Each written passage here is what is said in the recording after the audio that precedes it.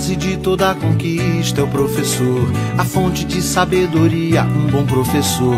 Em cada descoberta, cada invenção, todo bom começo tem um bom professor. No trilho de uma ferrovia, um bom professor. No bisturi da cirurgia, um bom professor. No tijolo da olaria, no arranque do motor, tudo que se cria tem um bom professor. Um sonho que se realiza, um bom professor. Cada nova ideia Tem um professor. No que se aprende, o que se ensina, Professor. uma lição de vida, uma lição de amor. Na nota de uma partitura, no projeto de arquitetura, em toda teoria, tudo que se inicia, todo bom começo tem um bom professor. Tem um bom professor.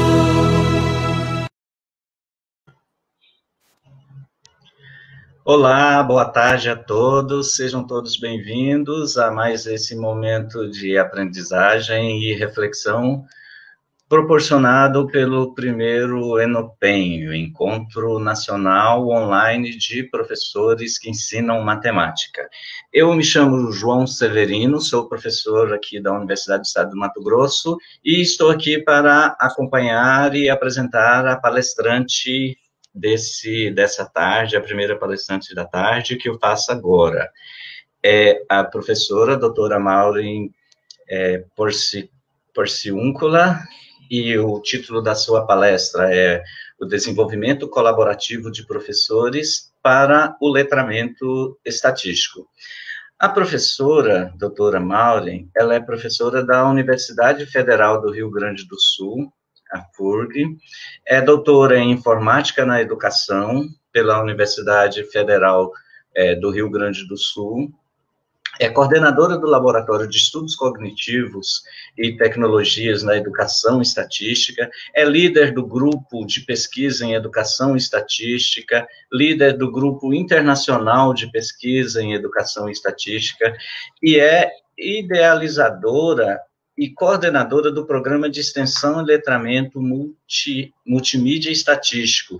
Esse programa, inclusive, ele é ganhador do prêmio de melhor projeto cooperativo pela Associação Internacional para a Educação Estatística. Ela é fundadora do Grupo Colaborativo de Formação de Professores em Educação Estatística, e é professora proponente da criação e responsável pela Sala de Aprendizagem Estatística. Ela tem um currículo muito amplo em educação estatística, nós temos certeza de que será bastante produtivo e será um momento de bastante reflexão. Eu quero desejar uma boa palestra, professora, a todos vocês. E, professora, fique à vontade, a fala é sua. Muito obrigada, professor João Severino, pelas generosas palavras que dirige a mim. Eu, inicialmente, gostaria muito de parabenizar ao Grupo de Estudos e Pesquisas em Educação Matemática nas Escolas, o GPEM, em nome do professor Márcio Rodrigues, líder deste grupo de pesquisa, e agradecer o convite recebido por ele e pela Universidade do Estado do Mato Grosso, a Unimate. É uma alegria muito grande estar com vocês em meio a essas 38 conferências, palestras, em meio a 4 conferências e 48 palestras tão importantes do ENOPEM, né, que nos brindam nesses dias de intensos trabalhos. Realmente, como vocês dizem, a Unimate, ela é patrimônio do povo de Mato Grosso, né, e está protagonizando muito bem nesse primeiro evento que institui e realiza de forma online nesse momento diferenciado em que vivemos. Gratidão pelo convite, é um prazer estar aqui com vocês e com todos que nos ouvem.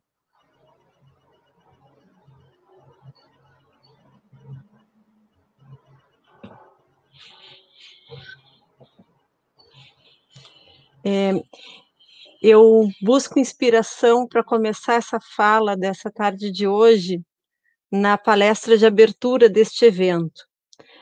quando assistia mais uma vez na vida o professor Ubiratã D'Ambrosio e observava o que ele nos dizia com relação à humildade e criatividade, eu pensava nesta fala que faria hoje, em que não é possível que aconteça um desenvolvimento colaborativo de professores, seja em qualquer área do conhecimento, sem esses dois aspectos, sem a humildade e sem a criatividade.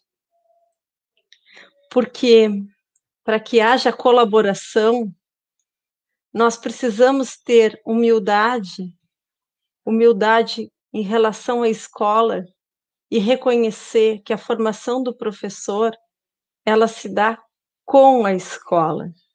A universidade tem saberes e muitos, e a escola outros tantos, assim como os estudantes que circulam nos dois meios, e que não há saber mais nem saber menos, né? Como nos dizia Paulo Freire, há saberes diferentes. Então, precisamos de humildade para reconhecer que a formação precisa ser feita com a escola. Também precisamos ter humildade, enquanto professores, para reconhecer que os estudantes têm um conhecimento importante e que estes precisam ser os protagonistas da sua própria aprendizagem. E também precisamos ter humildade e coragem, como nos diz também Olga Pombo, para que saiamos de nossas gavetinhas das disciplinas e façamos práticas interdisciplinares. E precisamos ter muita humildade para reconhecer que somos conhecedores de alguns campos do saber e que não de todos. Então, precisamos de humildade para colaborar e precisamos de criatividade. Criatividade para subvertermos essa escola, para criarmos essa escola para o mundo, essa escola que tanto sonhamos, que é a escola que forma cidadãos. E falando em competência para exercício de cidadania, não poderíamos deixar de pensar nesse momento tão difícil no qual vivemos e que, infelizmente, fica muito evidente para nós a importância desse letramento estatístico, da competência estatística. A mídia nos mostra a todo momento, infelizmente, dados relacionados ao coronavírus. Já ouvimos muitas vezes falar o que é achatar a curva, por que precisamos achatar a curva. Nós temos reinventado a escola. Acho que essa é a palavra, nesse momento em que vivemos, nesse momento de pandemia, um momento tão difícil para o ser humano, mas temos reinventado a escola na casa das pessoas. Reinventamos o auditório do Enopen, nessas salas virtuais. É um momento de valorização da escola, esse momento fica muito evidente a valorização da escola e a necessidade do professor. E nós mudamos crenças da família, mudamos crenças dos professores, da comunidade escolar, e a demanda, a autodemanda por formação, a demanda do próprio professor por sua formação, tem aparecido de forma gritante. Nunca vimos tantas lives, tantos eventos de formação acontecendo.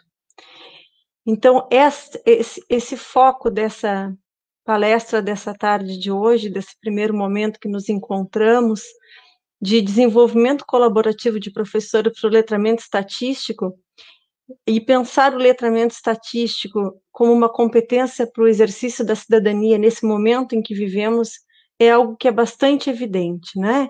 E dessa forma compreendemos que não podemos sair de casa, precisamos nos cuidar e que aqui estamos de forma virtual. E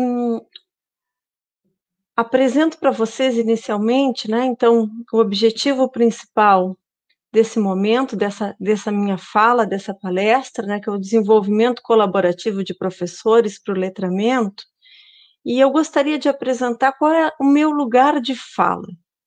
Qual é o meu campo empírico que me constitui e que me permite dizer essas palavras a vocês. O meu lugar de fala, aonde estou, e estamos nós hoje, quando estaríamos todos juntos, reunidos, hoje cada um numa localidade geográfica diferente, o professor Márcio me dizia que colocaria na tela, né, pessoas de diferentes lugares que aparecem, né, para que nós possamos identificar de onde vêm essas pessoas. Fantástico isso que o evento vem fazendo, né? E conforme o professor João Severino me apresentou, eu estou aqui sentada na minha casa, falando para vocês. Estou no litoral sul do Rio Grande do Sul, na Praia do Cassino, é uma praia que tem mais de 200 quilômetros de extensão, por isso considerada a maior praia do mundo, que vai desde o município de Rio Grande até o município do Chuí. E neste lugar está situada a nossa universidade, o campo empírico, que eu dizia, o lugar onde desenvolvemos nossas atividades de ensino, de pesquisa e de extensão. Este é o nosso campus da FURG, Universidade Federal do Rio Grande, que é o nosso pórtico de entrada. E em tempos normais, não é? Em tempos que podíamos nos encontrar, nos abraçar, estávamos muitas vezes dessa forma, como aparece nessa foto, reunidos nos mais diferentes espaços, no laboratório, nas escolas e em outras ações. Hoje estamos, de certa forma, agindo assim, com outro visual e nos encontrando remotamente, mas assim vamos colaborando e construindo o nosso conhecimento coletivo. Tudo por uma causa. Que causa é essa? A educação estatística. Processos colaborativos de desenvolvimento docente em diferentes âmbitos, que nos constituem e constituem a teoria que vamos construindo, o avanço no conhecimento científico que vamos desenvolvendo. Iniciávamos há quase 10 anos com o programa LEME, Letramento Multimídia Estatístico, preocupados com levar o letramento estatístico para jovens em vulnerabilidade social, e com esse processo, nesses quase 10 anos, foram beneficiados mais de 2.000 jovens com ações. Algo que nos permitia, professores da universidade, chegar em contato com a escola, com essa comunidade escolar, com outros professores e com outros jovens. Também muito nos afetou para que fizéssemos mudanças na graduação.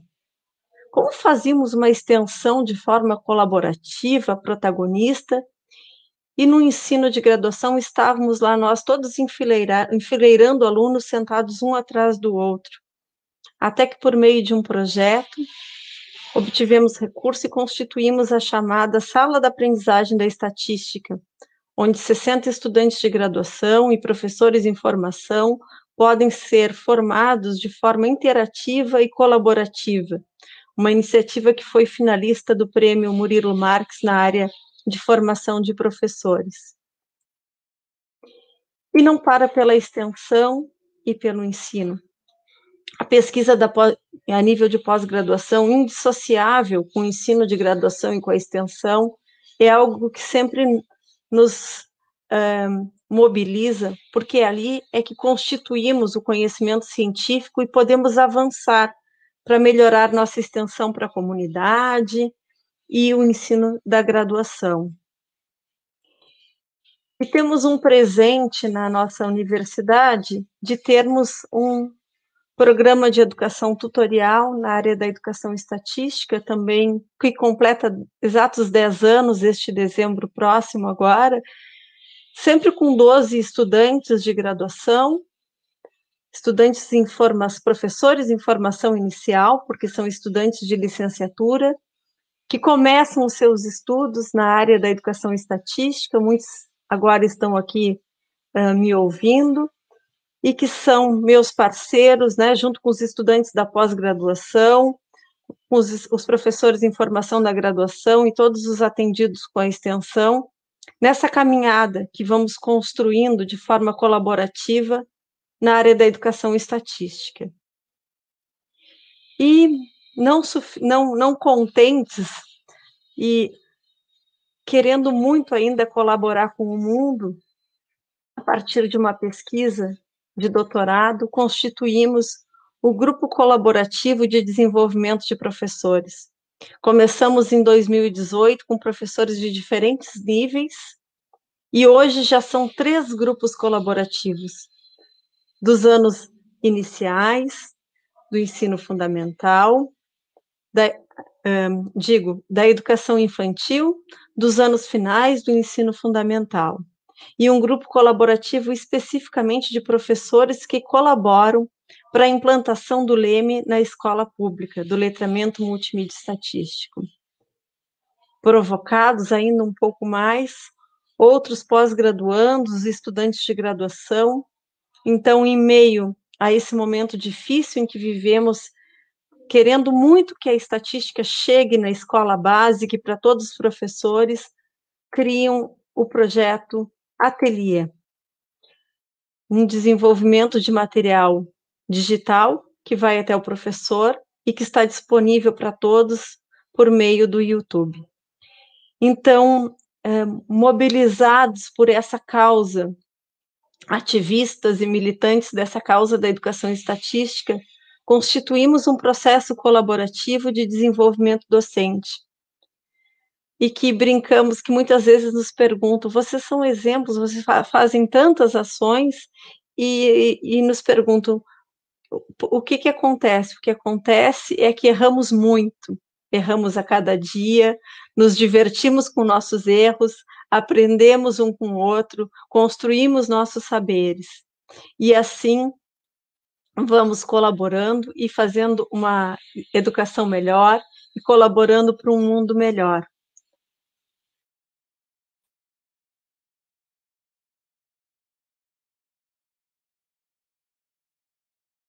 Os colaborativos. Esses princípios colaborativos que nos fala Fiorentini, o professor Dário, que diz respeito à voluntariedade, à identidade e espontaneidade, à liderança compartilhada ou corresponsabilidade, o apoio e o respeito mútuo. Identificamos, ao nos observar, que estávamos constituindo autenticamente um grupo colaborativo por pessoas voluntárias, que participavam espontaneamente e por vontade própria.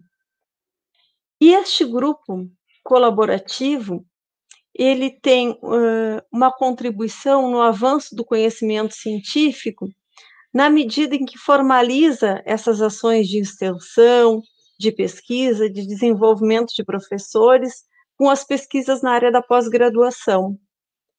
Eu digo que estes são meus filhos acadêmicos de pós-graduação, estes que tanto nos orgulham e queremos sempre que voem voos mais altos ao qual nós voamos, desde Daiane faz o primeiro contato com o pesquisador Idugal, que já foi citado também hoje de manhã na palestra de Cássio Giordano, que é a nossa referência principal na área da educação estatística.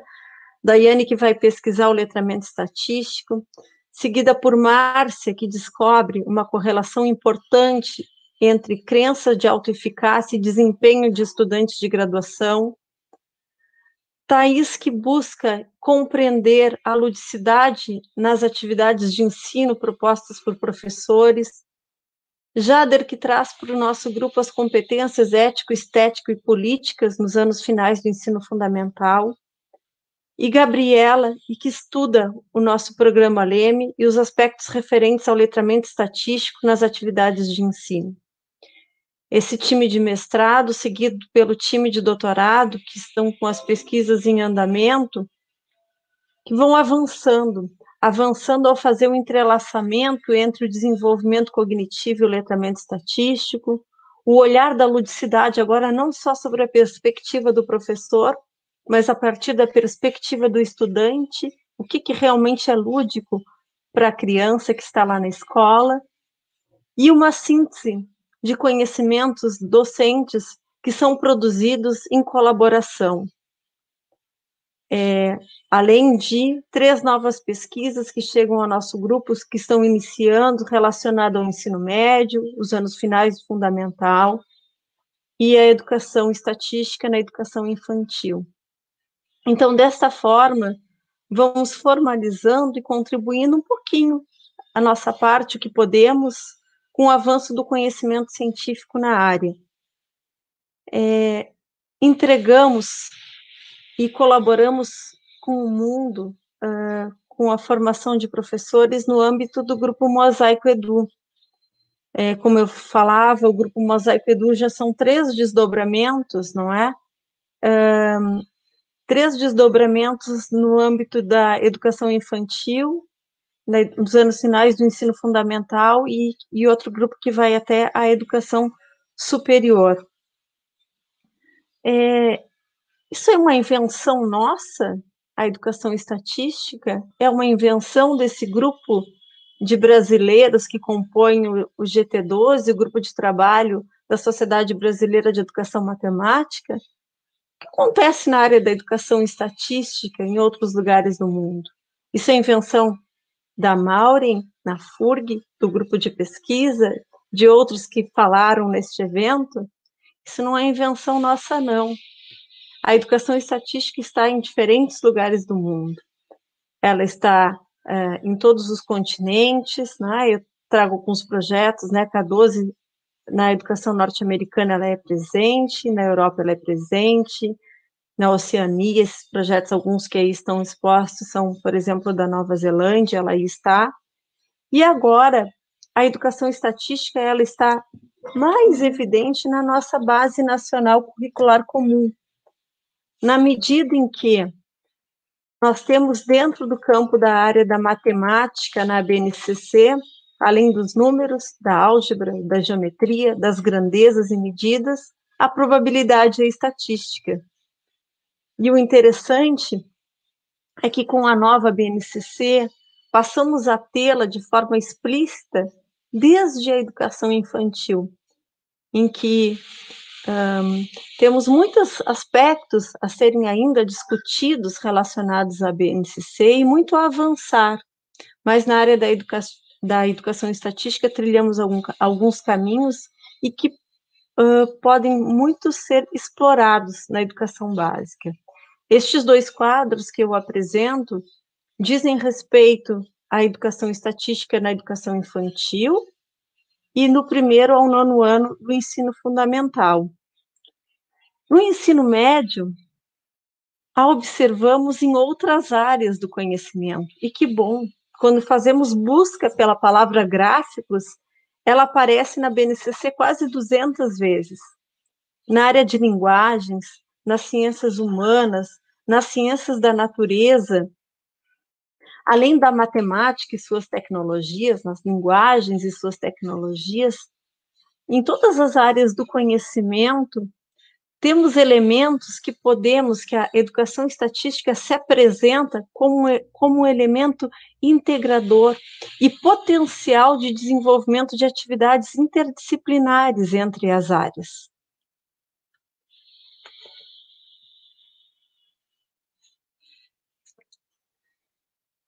E Paulo Freire, por que Paulo Freire está aí me acompanhando? A partir dessa demanda legal, que é a BNCC, que eu vos apresentava, e desse meu lugar de fala, desse campo empírico que me constitui no âmbito do ensino, da pesquisa, da extensão, da formação colaborativa de professores, esse meu lugar de fala, observamos processos colaborativos. Aqueles conhecimentos que não só são constituídos por nós na nossa prática de sala de aula, mas um repertório que vai sendo constituído a partir da troca da colaboração com aquele professor que está na escola básica, com aquele professor que está num outro curso, daquele estudante nosso de graduação, professor em formação, que chega cheio de ideias. E vamos constituindo saberes, conhecimentos, princípios que emergem desse processo de desenvolvimento colaborativo de professores em educação estatística. Nós nos reconhecemos fazendo essa colaboração. Não foi uma intencionalidade inicial. Quando observamos, estávamos nós colaborando e, ao mesmo tempo, sistematizando esses saberes, esses conhecimentos atinentes ao desenvolvimento colaborativo de professores. E tem, em complemento a esse meu lugar de fala, tem um aspecto que eu jamais esqueço em minha trajetória e que compartilho, porque um momento foi muito importante para mim e possivelmente estejamos sendo assistidos por muitos estudantes de graduação, no seu início de graduação. Em 94, quando eu iniciava a minha licenciatura em matemática, a minha graduação, eu assisti uma palestra da professora Leia Fagundes, que em 2009 acompanhou minha defesa de doutorado como orientadora. A professora Leia Fagundes nos falava um pouco de projetos de aprendizagem, que o estudante precisa ser protagonista da sua aprendizagem, que o professor não é o detentor do conhecimento e que o professor é um orientador do processo de aprendizagem. E o estudante constrói seu conhecimento a partir das trocas estabelecidas com ele, com seus colegas, com o professor. E eu, iniciando a minha graduação de matemática, apaixonada pela matemática e por todas as áreas que ali estavam à minha frente, eu não me via professora, porque eu enxergava aquela imagem do professor estereotipado que muitos nós vimos muitas vezes. E quando a professora Leia me dizia, eu com 18 anos, iniciando a graduação, e depois vocês façam a conta da idade, com 18 anos, iniciando a graduação, em 1994, que ela dizia, professor tem que estar articulando, tem que estar mobilizando, tem que estar no meio do estudante, o professor não é centro do processo. Eu dizia assim, esse professor eu consigo ser, essa professora eu consigo ser. Então, conto isso para que compreendam o meu lugar de fala, de onde emergem esses princípios colaborativos, né, esses princípios que são muito evidentes nessa dialética entre teoria e prática. Quando vamos da prática, que é o nosso lugar de fala, o lugar de fala de cada um de nós, né? Até mesmo dos que me escutam é diferente do meu, mas que a partir desse nosso lugar de fala, desse nosso campo empírico, dessas nossas vivências, vamos construindo, entrelaçados com a teoria, essa dialética entre teoria e prática que nos remete à construção da praxis na área da educação estatística, ou seja, novos conhecimentos, novos saberes docentes, novos conhecimentos docentes. E quando fazemos o uso das nossas faculdades humanas, cognitivas, a partir do Grupo Colaborativo de Desenvolvimento de Professores, que são 12 professores que hoje me acompanham, e muitos outros que já me acompanharam, de 6 orientandos de mestrado e doutorado atuais, entre outros que já foram meus filhos acadêmicos e serão sempre filhos acadêmicos da pós, entre estudantes da graduação, orientandos do PET, outros voluntários, pesquisadores, uma rede sem fim, sem limite. Esse agir desse grupo em colaboração nos permite a construção dessa praxis, desses princípios emergentes do desenvolvimento colaborativo. E digo isso para contextualizar que esse saber não é meu, esse saber é nosso, porque nós construímos em colaboração. E agora apresento para vocês alguns princípios que têm sido mais, têm ficado mais evidentes e que temos apontado já em algumas de nossas escritas e alguns de nossos artigos. Eu vou aproximadamente ocupar alguns 10, 20 minutos para apresentar esses princípios e depois eu quero deixar um espaço ao final para que possamos dialogar. Um dos princípios que eu considero elementar é o princípio do ensinar e do aprender, que são dois lados de uma mesma moeda. O ensinar e o aprender seria, né, o ensinar se não fosse o aprender. Para que nós ensinaríamos se não fosse para alguém aprender? De que bastaria ensinarmos todas as fórmulas de estatística se uma pessoa não tivesse a compreensão de que uma média, algumas vezes, não é representativa. Podemos estar lá com a cabeça no forno, com os pés no gelo, e que, em média, está tudo bem, mas podemos estar lá morrendo, se não considerarmos, por exemplo, o desvio padrão. De que adianta sabermos calcular um desvio padrão se não pudermos interpretá-lo, ou seja, se não aprendermos com esse processo.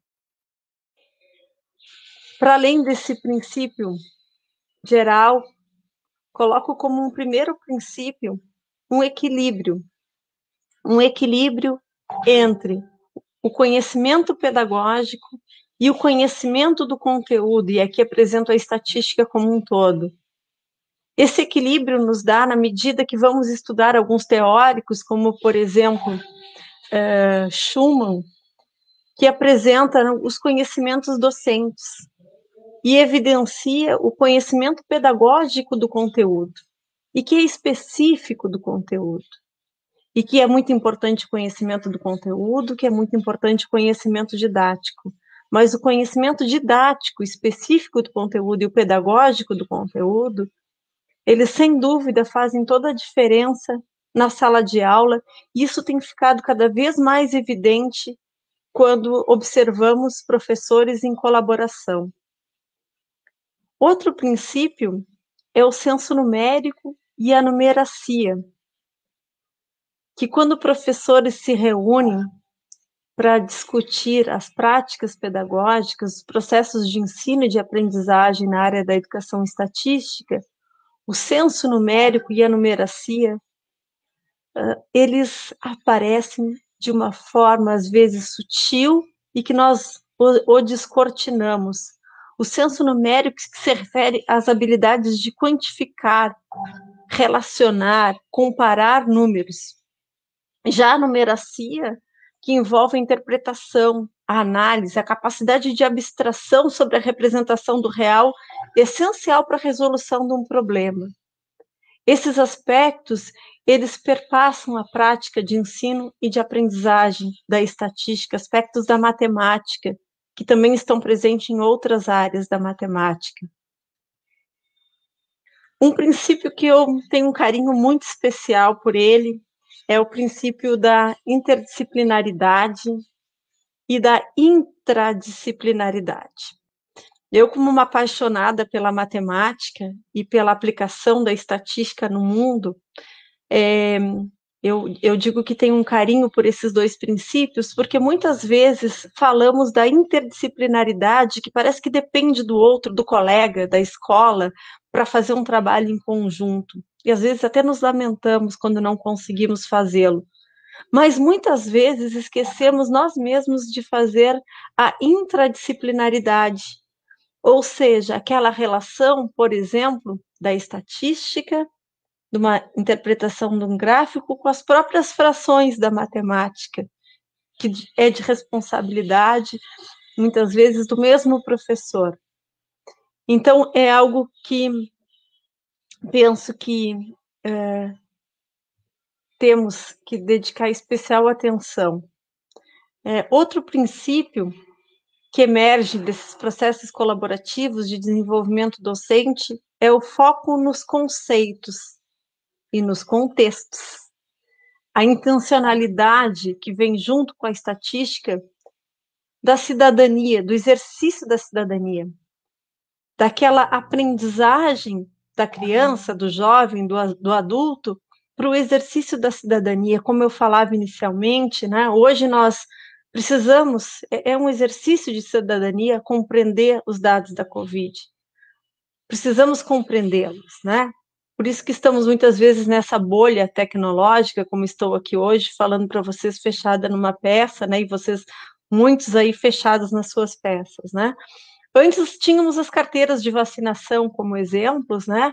De práticas estatísticas na vida de qualquer pessoa, de qualquer cidadão. Uma criança, quando nasce, tinha lá suas estatísticas na carteira de vacinação. Hoje é muito visível, é muito fácil explicar e entender a importância do conhecimento da estatística para a sociedade. A experimentação é algo que emerge também. A experimentação por meio da interdisciplinaridade, por que não?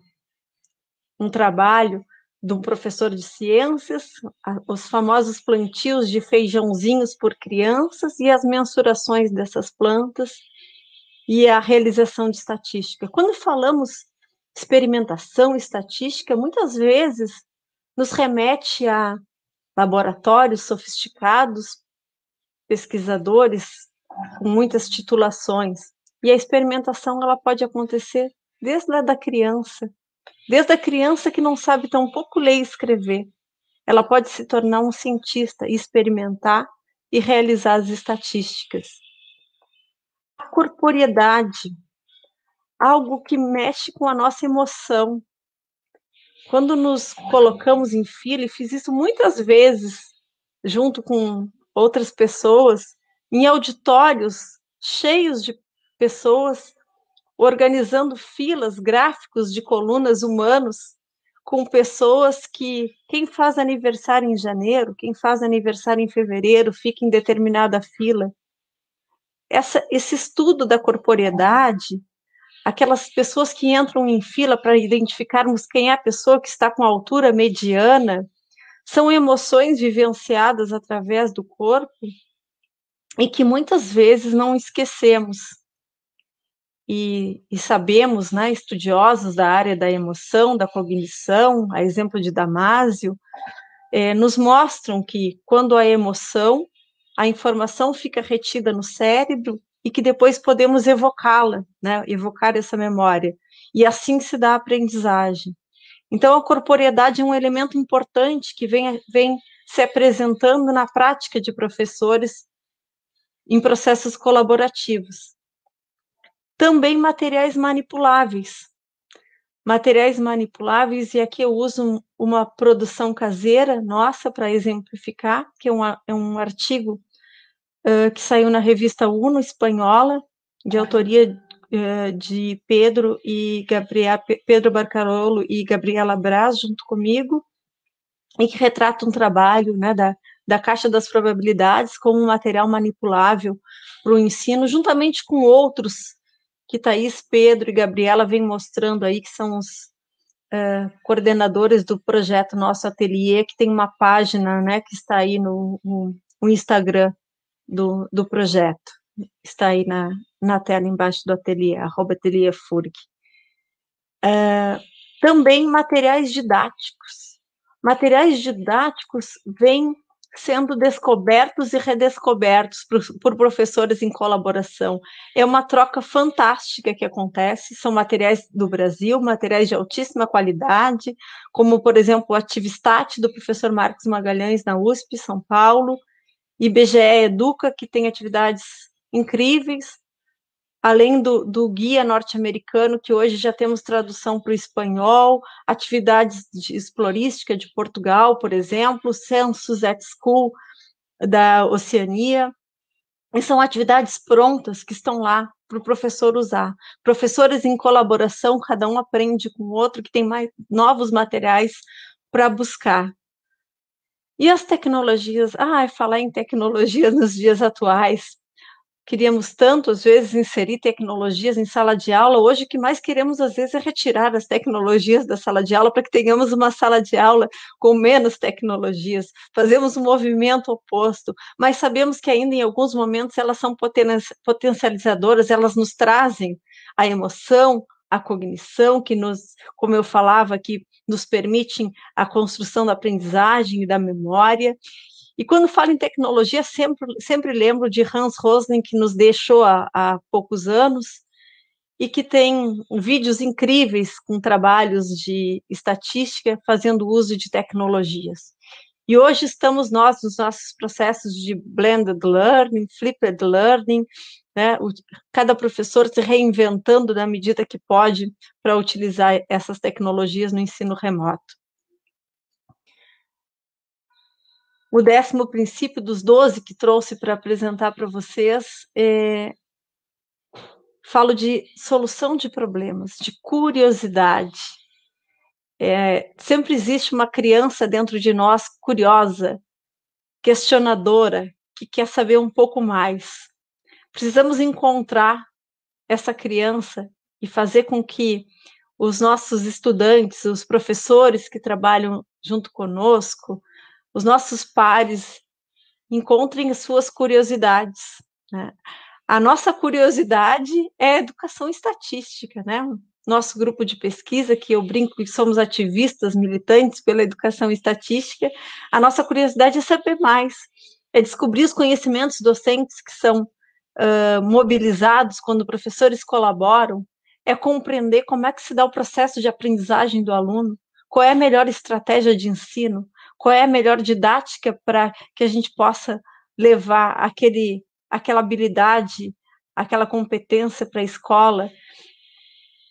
Essa solução de problemas que nós, professores, estamos sempre em busca e que nossos estudantes também os têm, os nossos orientandos também os têm. Eu sempre brinco com os meus que uma pessoa está pronta para defender uma tese, uma dissertação, quando ela está brigando, no bom sentido, com o orientador, defendendo o seu projeto, a sua ideia, porque está convicta, está com vontade de resolver aquele problema e entregar uma solução daquele problema para o mundo. O princípio 11, que eu elenco, é a avaliação como processo para melhorar e acompanhar a aprendizagem. Não uma avaliação para dizer se o aluno está reprovado e aprovado, mas aquela avaliação que nos permite compreender quais são os erros dos estudantes e que possamos ajudá-lo, colaborar com esse estudante para a construção dos acertos. E, por último, esse princípio que não menos importante, talvez mais, o protagonismo do estudante e do professor.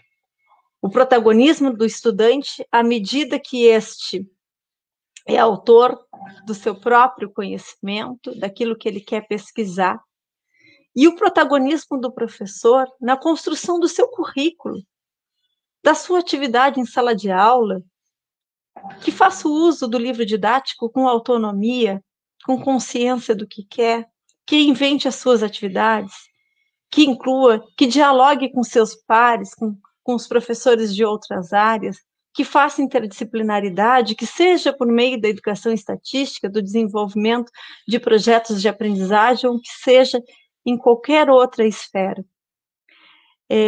Esse protagonismo, eu acredito que é algo que é muito evidente, temos observado, não só acredito, como temos constatado, são evidências que são transparentes em processos colaborativos de formação docente, em docentes que colaboram de forma espontânea e voluntária em grupos, sejam docentes em formação inicial, docentes em formação continuada, nos diferentes níveis de ensino.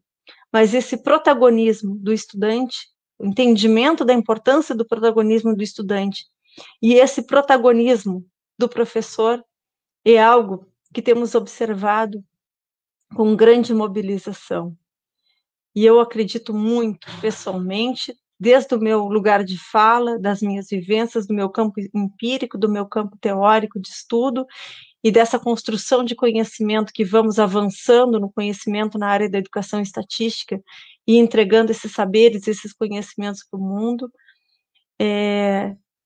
colocaria em letras garrafais esse protagonismo do estudante e do professor.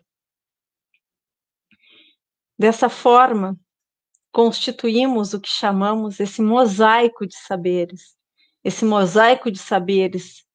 que não tem fim nunca, do conhecimento pedagógico do conteúdo, do senso numérico, da numeracia, da intradisciplinaridade, da interdisciplinaridade, dos conceitos, contextos para o exercício da cidadania, da experimentação, da corporeidade, do protagonismo docente-discente, dos materiais manipuláveis, dos materiais didáticos, das tecnologias, da solução de problemas, da curiosidade e da avaliação como um processo.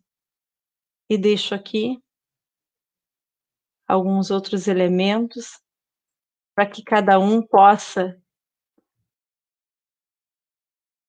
vivências a partir do seu lugar de fala, a partir do seu conhecimento empírico, a partir da própria praxis, que possa complementar e sonhar por esse mundo melhor, por esse desenvolvimento colaborativo de professores por letramento estatístico, no qual tanto batalhamos, tanto fazemos e tanto esperamos que mais pessoas possam vir fazer parte e constituir esse mosaico de saberes, que são conhecimentos importantes que construímos aqui no Brasil, junto com pesquisadores de outros lugares do mundo.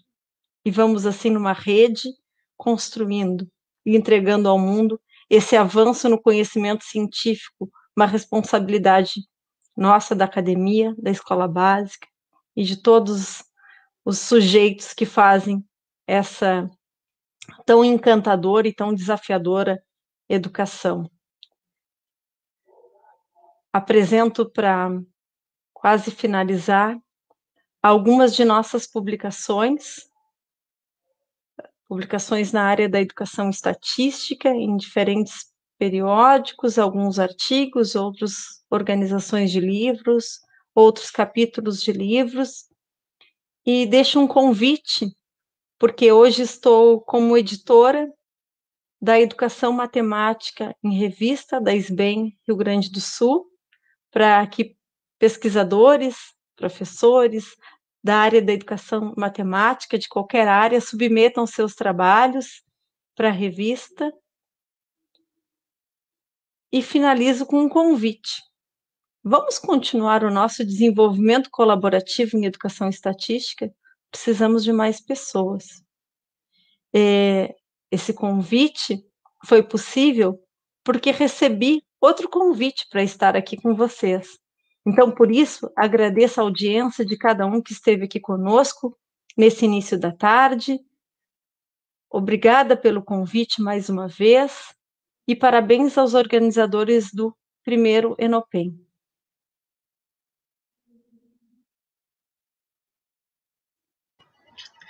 Obrigada, professora. Parabéns. Muito boa, não é da minha área, mas eu passei a palestra toda refletindo e aqui com um monte de coisa na cabeça, porque é isso que a gente tem discutido, na verdade. A gente diz não é da minha área, mas quando você pensa na educação matemática, e pensa em etnomatemática, e pensa em modelagem, quer dizer, está tudo misturado aí, né? Eu ainda estava comentando com o Márcio aqui, na semana passada estávamos nas bancas de qualificação do projeto do mestrado, de uma orientanda dele que, inclusive, se propõe a pesquisar a educação estatística, está trabalhando com educação estatística, né? E uma das coisas que a gente discutia é essa possibilidade de leitura de mundo, a possibilidade de o aluno se sentir matemático no mundo, proposto por Paulo Freire, né? a possibilidade da desmistificação dessa matemática escolar absoluta, exata, né? E para essa leitura de mundo que não é preciso, que é cheio de estimativas, de projeções, de aproximações, né? Então, a educação estatística traz essa possibilidade, né? Esse instrumento, essa ferramenta de interação e de leitura com o mundo, né? A gente conversou bastante sobre isso na semana passada, ainda comentei com o Márcio que tem tudo a ver com o que a gente estava falando. Mais uns na área.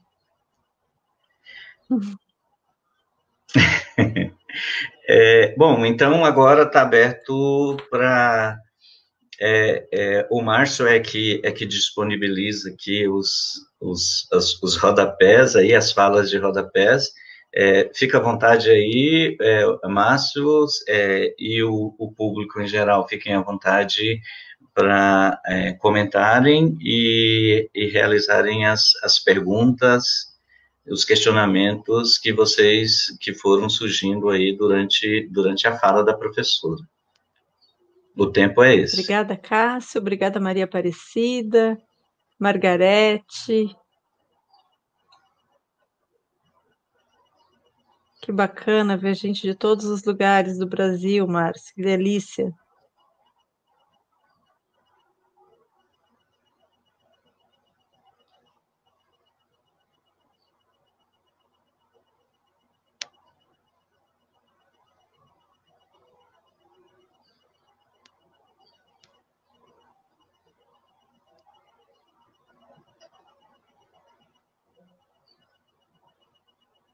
É o bom que aparece os rostinhos também, né?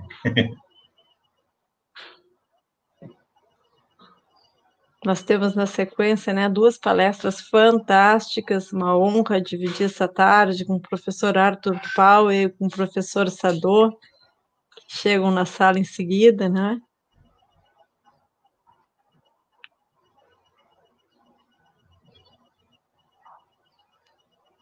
Isso. Legal, Cléo, experimentação utilizada na educação infantil, uma maneira de desenvolver a aprendizagem na forma prática. Realmente, não é? A experimentação, a educação infantil nos ensina demais. Eu sempre digo que os professores que eu mais aprendo são os da educação infantil.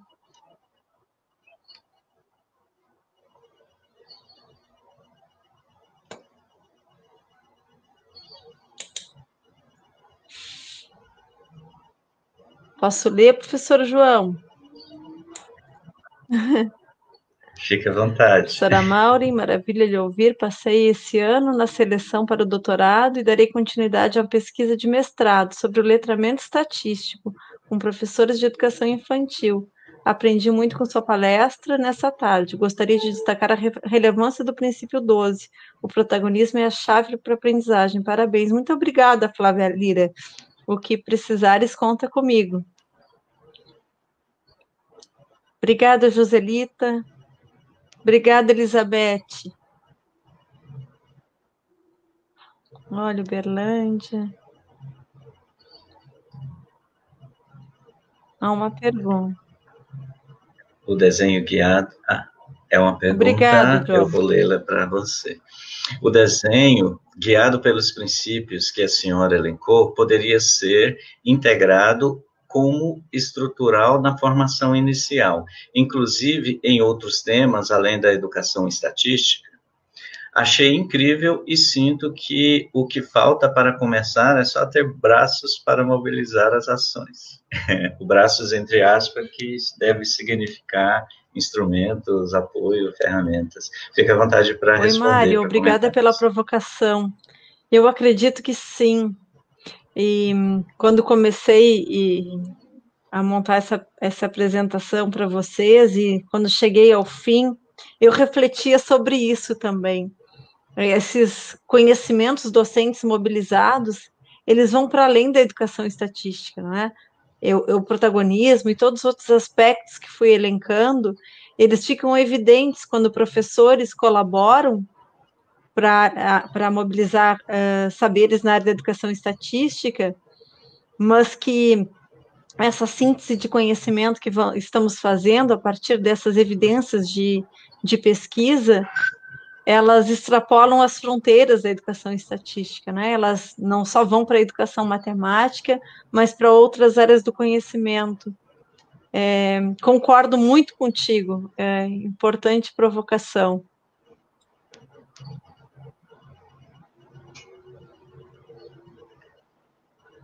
Querida Leila. Apaixonados. Obrigada, Leila. Apaixonados. A Leila é nossa parceira aqui da Secretaria de Educação Municipal, na área da educação estatística, nas escolas. Aí tem mais uma pergunta do Gabriel Fabri. Olá, professora Maureen. Como a senhora reconhece o movimento das diferentes abordagens, perspectivas e bases teórico-metodológicas na pesquisa em educação estatística? Então, Gabriel, vou começar pelas bases metodológicas.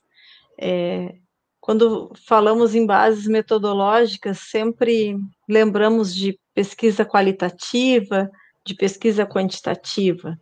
Eu penso que são aspectos que se complementam. Uma das disciplinas que eu ministro aqui na nossa pós é pesquisa quantitativa em educação, e muitas vezes oriento meus orientandos para que façam as disciplinas de pesquisa qualitativa em educação, porque muitas vezes são as metodologias de escolhas dos próprios.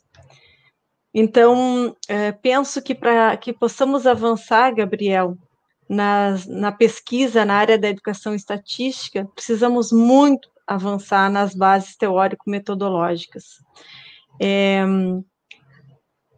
Precisamos entrelaçar o qualitativo e o quantitativo. Quando digo isso a ti, Gabriel, eu penso na análise de componentes principais, eu penso no discurso do sujeito coletivo, eu penso na pesquisa narrativa, penso também na análise estatística implicativa, na análise de conteúdo, que são metodologias quantitativas que precisamos fazer o uso. Ao mesmo tempo, muitas vezes, trabalhamos com estudos de caso, e que estudos de caso, algumas vezes, não podem ser generalizados em extensão, mas podem ser generalizados para a teoria. E aí podemos avançar, sim, no conhecimento científico. E essas bases teórico-metodológicas vêm sendo constituídas, né, por nós, aqui no Brasil, em rede com o mundo inteiro. Temos a honra de participar atualmente de 2 pesquisas, o nosso grupo de pesquisa, e Carla que nos fala, que é uma alegria fazer parte desse grupo que tanto tem contribuído com a minha formação, é doutoranda do nosso grupo de pesquisa, uma de minhas filhas acadêmicas, que colabora conosco nessas pesquisas, né? Uma das pesquisas nossas atualmente é em parceria com Israel, com o professor Idugal, de Israel, juntamente com a África do Sul e a Austrália, outros pesquisadores. E outra pesquisa, né, respondendo do campo teórico-metodológico, ainda finalizando aquela ideia, é com a Universidade de Minnesota, com o grupo da John Garfield, especificamente com Robert Delmas. Então, são 2 pesquisas internacionais que o nosso grupo está envolvido e que penso que temos alinhado, né, esse campo teórico-metodológico e avançado. Rosinei Carvalho, obrigada. Eu também estou gostando muito de fazer essa interlocução com vocês. A Leila, novamente. Concordo com a professora Maureen, podemos realizar pesquisa em todas as áreas, o que favorece a educação estatística como uma oportunidade de realizar atividades interdisciplinares. Esse tem sido a nossa menina dos olhos ultimamente, o nosso maior desafio. É reinventar essa escola que tanto queremos, né? Trazendo para a educação estatística professores de todas as áreas. Aí tem uma pergunta do Gleidson. Boa tarde, professora, parabéns pela palestra. Como tem ocorrido a relação dos grupos de pesquisa que a senhora participa Vocês procuram as escolas e professores da educação básica para fomentar essa formação colaborativa ou as escolas que vão ao encontro de vocês? Gleidson, tem os dois caminhos. Nós temos o nosso grupo de pesquisa, da qual participam pós-graduandos de mestrado e doutorado, alguns convidados, colaboradores e estudantes de graduação que estão mais ao fim do curso. E temos os grupos colaborativos. Alguns grupos colaborativos são constituídos por convites de alguns pesquisadores que constituem esses grupos, e outros professores chegam no sentido inverso, e é quando nos alegra demais. São professores que estão na escola e que querem estudar um pouco mais, querem investigar a própria prática, querem se desenvolver junto conosco. Então, temos um caminho de duas vias. Eu costumo brincar que a porta do nosso laboratório, do Laboratório de Estudos Cognitivos e Tecnologias na Educação Estatística, que é o LabEST, está sempre aberta. Atualmente é o nosso link, que passa a estar sempre aberto.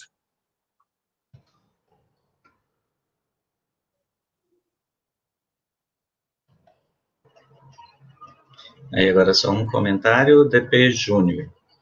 Na educação infantil, temos sempre a oportunidade de vivenciar a educação estatística de maneira lúdica. Valdineia F. dos Santos Piasson, Barra do Bux. Ah, tá, é a Valdineia. Valdineia foi aluna do nosso programa de mestrado. E Valdineia, que bom que possamos levar essa ludicidade para todos os níveis, não é?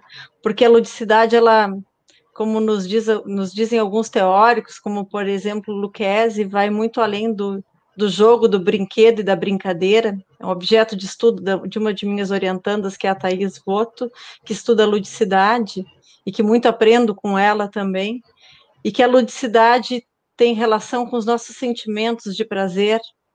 Que bom que pudéssemos levar a educação estatística para todos os níveis com essa mesma ludicidade. Obrigada, Daniela.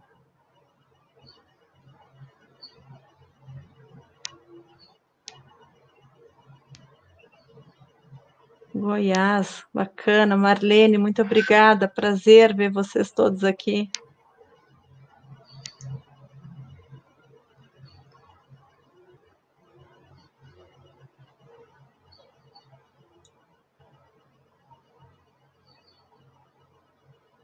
Delícia, professor Márcio, professor João. Que momento gostoso, assim, fazer interlocução com outras pessoas. Pois bem, professora, eu acho que enquanto o Márcio continua colocando os comentários, as parabenizações, pelo que eu estou vendo, não tem uma outra pergunta, a senhora tem um tempo para fazer os comentários finais, fazer uma despedida, finalizar a sua apresentação. Obrigada, professor João Severino.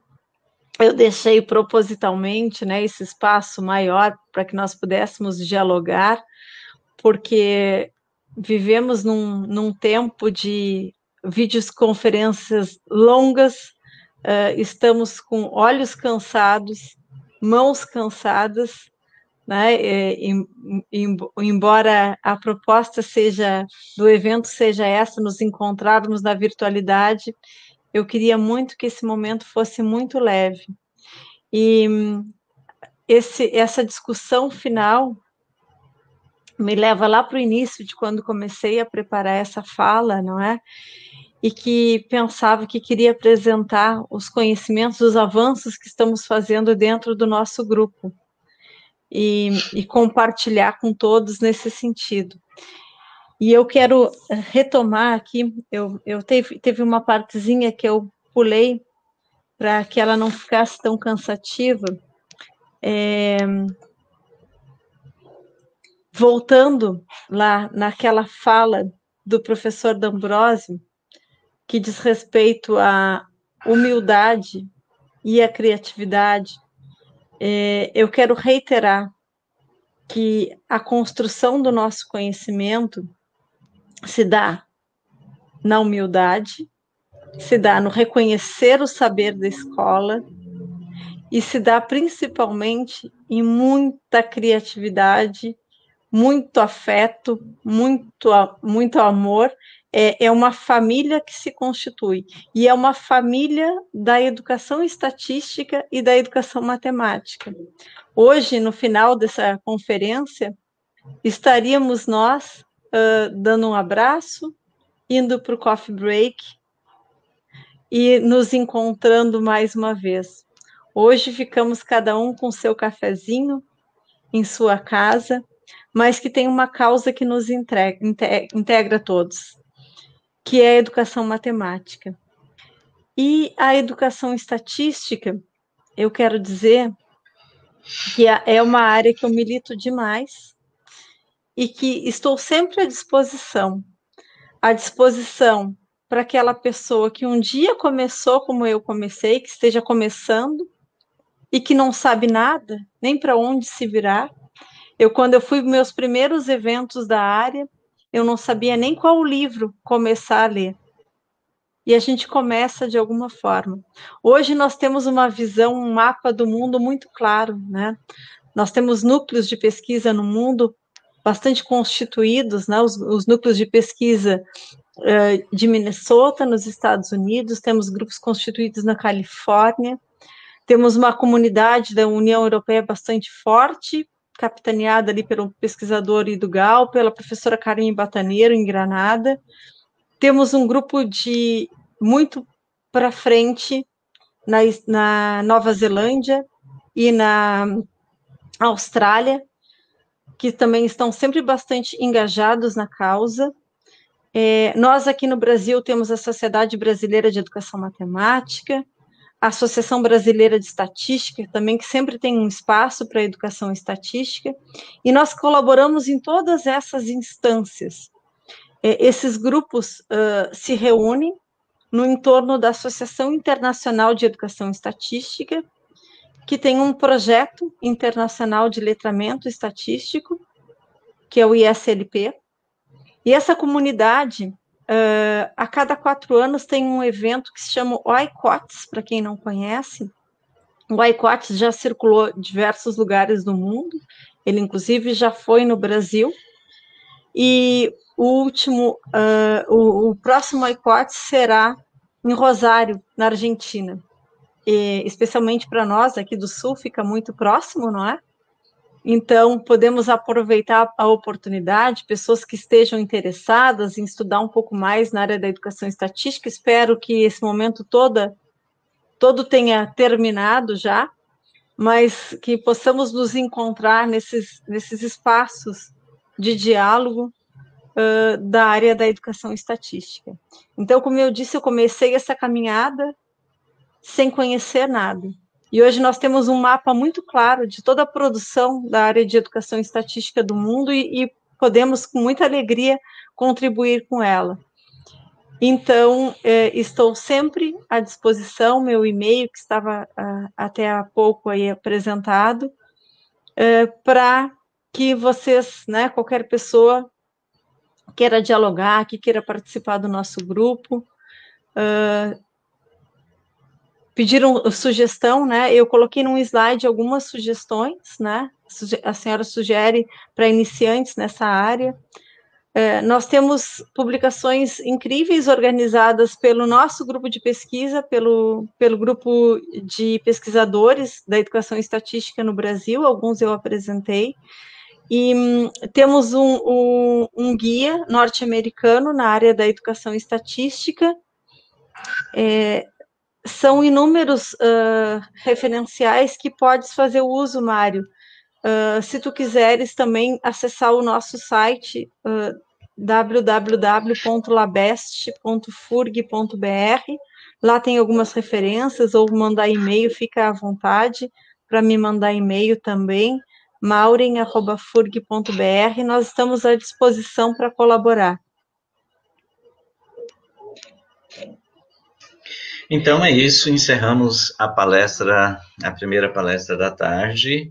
Eu quero agradecer a professora e parabenizar pela qualidade da palestra e pela militância expressa na área. Isso é muito empolgante, é muito inspirador, quando a gente vê pesquisador com tanto compromisso e tanta inspiração, né, na pesquisa e no trabalho com a sua área, né? E a sua fala, a sua palestra demonstrou isso. E eu acredito que todos que assistiram tiveram essa mesma sensação, essa mesma impressão. Eu quero agradecer, em nome da organização do Primeiro INUPEM, pela sua palestra, pela sua colaboração aqui conosco, e continue com a gente assistindo agora as outras palestras, fique à vontade para finalizar. Muito obrigada, professor João Severino, por toda essa mediação. Parabéns mais uma vez ao Márcio, que nos convida e que tão bem organiza esse evento com brilhantismo. Muito obrigada e parabéns de novo. A base de toda a conquista é o professor, a fonte de sabedoria, um bom professor. Em cada descoberta, cada invenção, todo bom começo tem um bom professor. No trilho de uma ferrovia, um bom professor. No bisturi da cirurgia, Um bom professor. no tijolo da olaria, no arranque do motor. Tudo que se cria tem um bom professor. Um sonho que se realiza, Um bom professor. cada nova ideia, Tem um professor. no que se aprende, o que se ensina. Professor. Uma lição de vida, uma lição de amor. Na nota de uma partitura, do projeto de arquitetura. Em toda teoria, tudo que se inicia, todo bom começo tem um bom professor. Tem um bom professor.